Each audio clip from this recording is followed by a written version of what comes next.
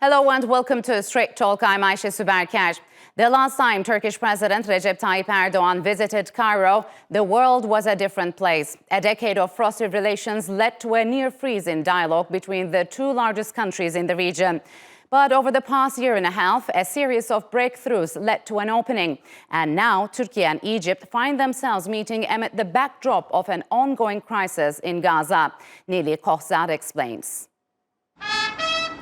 It was a high-stakes visit, not just for Turkey and Egypt, but for the whole region. Turkish President Recep Tayyip Erdogan got the red carpet treatment from his host and Egyptian counterpart, Abdel Fattah el-Sisi. The leaders evaluated their energy and defense cooperation after a decade of mistrust. But the crisis in Gaza was at the crux of their discussions. We will continue the cooperation and solidarity with our Egyptian brothers for the bloodshed in Gaza to stop. In the medium term, we are ready to work with Egypt for Gaza to recover and be rebuilt. Turkey and Egypt are closely bound by religious, cultural, and historical ties. But diplomatic relations were severed in 2013 after Sisi overthrew Egypt's then-president and Turkish ally Mohamed Morsi. The relationship remained sour over political differences, like their support for opposing factions in Libya's civil war. But a handshake in Qatar during the 2022 World Cup sparked a chance to shift gears.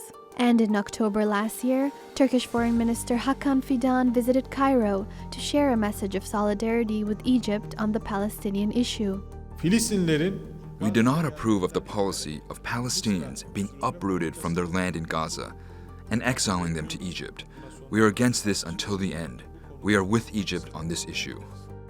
As international and regional dynamics change, Ankara is choosing normalization as its main foreign policy plan. Its attempt to rebuild links with adversaries like Greece, the UAE, and Saudi Arabia are just a few of those changes. Many analysts say Turkey's strategy, now with Egypt, is a welcoming step for the wider region.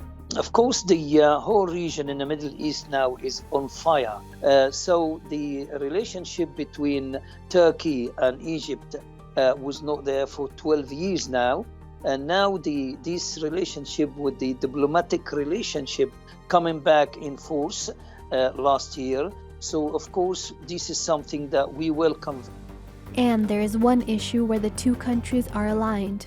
Israel's assault on Gaza has already reached its 5-month mark, and a looming ground invasion in Rafah is topping headlines as around 1.5 million Palestinians are pushed to the border with Egypt. This move has left Cairo concerned for its own security. Egypt is in the front line with Israel, and it's very, very important to have the support from some countries. So here come Turkey for the aid. Here come Turkey to show their intention to help Egypt in their front line with the enemy. Though analysts are closely watching to see what happens next, it's clear that Ankara and Cairo's diplomatic reset may be more important than ever. Nili Kohzad, Strait Talk. And now for more on President Erdogan's landmark visit to Cairo. Joining me now from Doha is Bakir. He is an assistant professor at Qatar University. And from Istanbul, Cengiz Tomar. He is a professor at Marmara University. A warm welcome to you both, and thanks for joining me on Strait Talk. So, Cengiz, for the first time in over a decade, the presidents of Turkey and Egypt met in Cairo. How big of a step is this towards cementing a rapprochement between the two nations, which started about 2 years ago? Actually, this is very important, just for both countries, also for the region, and also for the world. Turkey and Egypt has very crucial ties historically, economically. They are neighbors from via Mediterranean. Actually, up to 10 years ago, 11 years ago, they had no problems a lot because we have no borders with Egypt, and both countries are Sunni Muslim moderate countries. That's why it was that the relations were very good at that time. But 11 or 12 years ago, it started with the Arab Spring. I think this is very big step towards the peace in the region, because region, especially after Israeli aggression, needs peace, especially between Muslim countries such as Egypt and Turkey. They are pivot countries, very Yes. big countries, and then the region needs to reconciliation. So, Ali, relations began to improve in February 2023 when Egyptian President al-Sisi expressed condolences to Turkey after February 6 earthquakes, and then Egyptian foreign minister traveled the travel zone. So, what's changed since last year, and how much of an improvement has been achieved in bilateral ties? Well, first, let me affirm that this is indeed a very significant visit, given that it's the first in 12 years, and it marks the beginning of a new chapter in the Turkish-Egyptian relations, following the steady but slow rapprochement efforts, which were expedited by many developments, including the earthquake in Turkey and also the later developments, whether the trade corridor from India to Europe via GCC or Ethiopia deal or agreement with Somaliland, and not last, of course, the Israeli war on Gaza. So there are several developments actually which expedited and the rapprochement efforts, and now we are at a good level to say that the normalization is achieved, and both states are looking for common agenda and issues of common interest to work on and achieve, of course, bilateral interests in the matters of bilateral or regional issues. So, Cengiz, topping the leaders' meeting was the ongoing conflict in Gaza. What they have offered to stop the bloodshed in Gaza? Actually, both countries have the same policy towards Israel and Palestinian issue. Nobody wants Gaza people went to Sinai, and also to help them and also to stop the Israeli aggressions towards the Gazan people. That's why both countries, with big armies and big economy and the potential, they can oppress Israel, and then they can also support the other countries in the region. They want reconciliation and peace in the region. I think after the help of Turkey goes to Gaza via Sinai, and we have a lot of help people and also hospital there. I think both countries can oppress Israel, and also more help to Gazan people. After the reconciliation between countries, I think this is a very good hope for Gazan people. So, and I think Israel, they don't like this reconciliation. So, Ali, what options do both countries have at hand if Israel follows through with plans for an assault on Rafah? Well, of course, first, the Israeli war on the Palestinians in Gaza topped the agenda of the bilateral discussions, as you know. But the outcomes didn't meet, let me say, the expectations of the Palestinians and many observers, given the psychological impact only of the statements. Of course, each country has its own calculations when it comes to this issue, which is very important for both of them. But this is not to say, of course, that their hands are tied. But of course, if they decided to take joint actions or measures in this issue, they would definitely impact the regional dynamic and international dynamics. However, the question is whether there is a political will to take such actions, and most importantly, the capacity to bear the consequences of such actions, given that Israel enjoys full impunity at the right moment and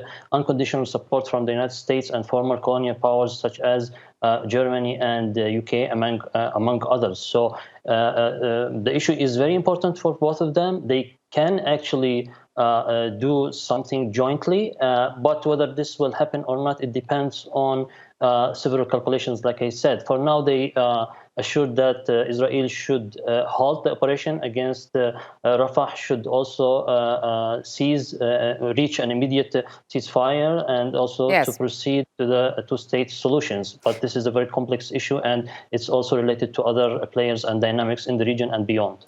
So, Cengiz, could the scope of the diplomatic relations, though frozen for years, be limited only to the two countries' common approach towards the Gaza war? Or where else can Egypt and Turkey work together in the wider region, maybe in this case like Libya and Eastern Mediterranean? Actually, both countries, they have, a lot of things they can do together in the region. We can say Eastern Mediterranean, gas and LNG issue, and also Libya, they are at odds, but now some kind of reconciliation in Libya. They can work together for a new government, a near unity government in Libya, and also they can do a lot for Africa. They have investments in Africa. Turkey has more than 6 billion investments, and also Egypt 10 billion investments in Africa. They can work for Africa together, and also Turkey can be mediator for Ethiopian issue, because there is a big dam project of Ethiopian Renaissance dam project, and maybe Turkey and Egypt, Turkey can be mediator. And also clashes in Sudan and Syria and Iraq, and a lot of issues in the region. I think more or less they have same ideas.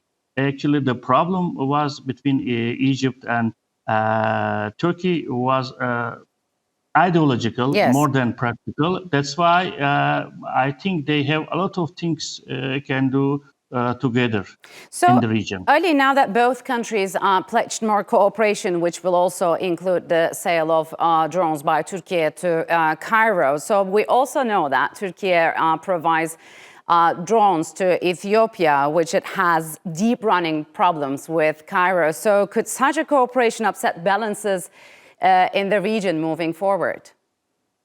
Well, it's a very delicate balance indeed. The Turkish relations with Ethiopia developed quickly during the time in which Egypt was developing its relations with Greece to form an axis against Ankara. Now the dynamics changed, and Turkish-Egyptian normalization helped actually and facilitated a normalization with Turkey and Greece. Now there is a new development in the Horn of Africa and Red Sea, in which Ethiopia reached an agreement with Somaliland to have access on the Red Sea, and this influence and impact Egyptian military and geopolitical stance in the region, and definitely Egypt would seek cooperation from Turkey. I think that Turkey in a position to try to soften the conflicts between the two states, but at the current moment things are much complicated, and both countries have priorities regarding other issues, in a matter of fact, whether bilaterally or regionally. So, Cengiz, how would fully restored ties between Turkey and Egypt impact the issue surrounding a divided Cyprus, where Egypt maintains close contacts with southern governments? Yeah, actually, all Arab countries traditionally they have good relations with Greece and southern Cyprus.